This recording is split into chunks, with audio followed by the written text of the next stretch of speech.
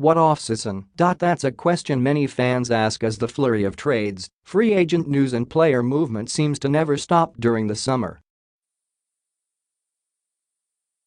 Since the Golden State Warriors claimed their third title in 4 years back on June 8, June 9, PHL time, NBA teams have undergone a massive number of changes as they prepare for the season ahead.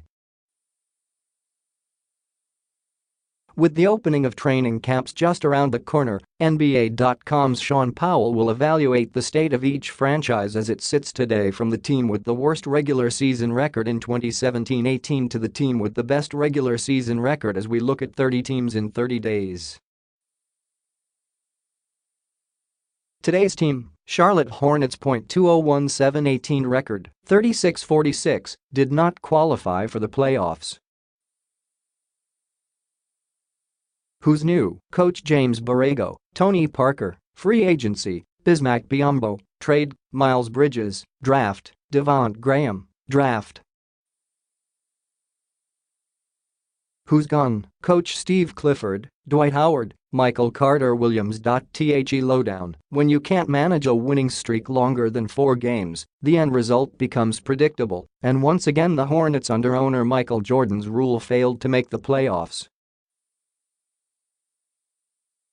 Charlotte has made the playoffs only 3 times since 2004-05, and the club is still looking to advance beyond the first round in that span. The Hornets took a step sideways in what was a 2017-18 season of mixed results when help for All-Star guard Kemba Walker never materialized. Years of marginal draft picks and poor trades finally caught up to the Hornets and subsequently forced major front office changes. Rich Cho was fired as general manager and replaced by Mitch Kupchak, and Clifford was bounced in favor of Borrego. Also, the Howard experiment fizzled after only 1 season, although that was not a big surprise. The Hornets entered the offseason desperately seeking leadership, stability and mostly some life in the lineup. You know what has plagued Jordan throughout his ownership? He's still the face of the franchise. Well, sure, finding someone to become more famous than the Jumpman himself might be unrealistic. But how about drafting, developing or signing a player who will make Carolina Panthers quarterback Cam Newton the no. 2 athlete in town? Is that asking too much? The Hornets can't seem to get that difference maker, with all due respect to Walker. Some of it is front office mistakes, some of it bad luck. They selected number 2 in drafts where Dwight Howard, 2004, and Anthony Davis, 2012, were the clear no. 1 picks. But that's excuse making. There are other ways to build when the ping pong balls don't drop your way, and the Hornets didn't manage well with those options either.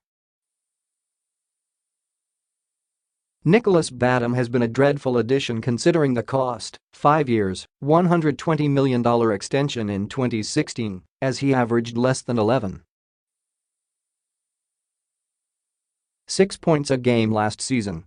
Marvin Williams, an otherwise decent rotational player, is making $14 million at age 32 and averaged 9.5 ppg. This isn't smart spending, and such financial clunkers often become a factor when chasing other options to improve your team. Other than Walker, who delivered another solid performance, 22.1 ppg, the Hornets lineup suffers from a lack of assets.